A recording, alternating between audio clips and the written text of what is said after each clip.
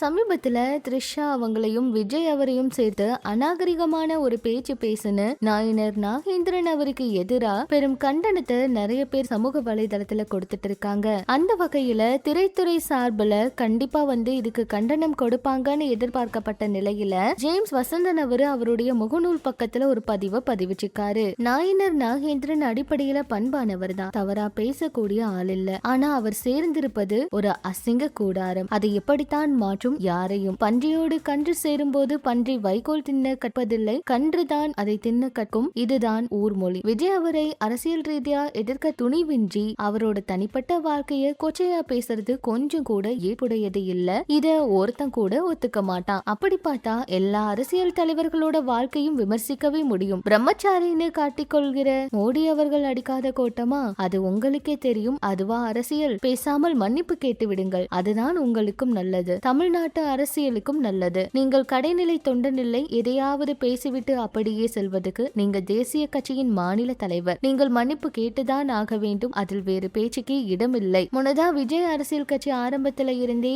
அவரை விமர்சிக்கிறேன் அப்படிங்கிற பெயர்ல நடிகை த்ரிஷா அவங்களையும் தொடர்ந்து அவதூறு பேசி வராங்க. இதுக்கு பெரும்பாலும் த்ரிஷா அவங்க ரியாக்ட் பண்றதே இல்ல. இனிமேலும் அவங்க இப்படியே பேசாம இருக்கவே கூடாது. இப்படி பேசுற எல்லாருக்குமே சட்டப்படியான நடவடிக்கை எடுக்கணும். அப்பதான் இவங்க எல்லாமே அடங்குவாங்க. இதுதான் ரசிகர்களோட கருத்தும் கூட. இப்படி சொல்லிதான் ரசிகர்களும் கோவப்பட்டு இருக்காங்க. விஜய் அவங்களும் த்ரிஷா அவங்களும் இதுவரைக்கும் கில்லி, ஆதி, திருப்பாச்சி, குருவி, லியோ இந்த படங்கள்ல எல்லாம் நடிச்சிருக்காங்க. கோட் படத்துல விஜய் அவங்களோட ஒரு பாடலுக்கு அவங்க நடனம் ஆடி இருக்காங்க. ரெண்டு பேரும் நல்ல நண்பர்கள் அப்படின்னு திரைத்துறையில எல்லாருக்குமே தெரிஞ்சதுதான். ஆனா அந்த நட்பை தவறான நோக்கத்தோட புரிஞ்சுக்கிட்டு பேசுறது ஆரோக்கியமானது இல்ல அப்படிங்கறதா இவங்களோட கருத்தா இருக்கு. இதுக்கு முன்னாடி தேவையில்லாம நிறைய பேர் கீர்த்தி சுரேஷ் அவங்களுடைய பேரை எடுத்து எவ்வளவோ விஜய் அவரை பத்தி தவறா பேசிட்டு இருந்தாங்க. ஆனா கீர்த்தி சுரேஷ் எனக்கு ஒரு தங்கை மாதிரி தான். கீர்த்தி சுரேஷ் அவங்களுடைய காதலுக்கு கூட விஜய் அவர் தான் ஃபுல் சப்போர்ட். அவங்க வீட்டுல பேசி எல்லாமே பண்ணி கொடுத்துட்டு இருக்காரு. ஆனா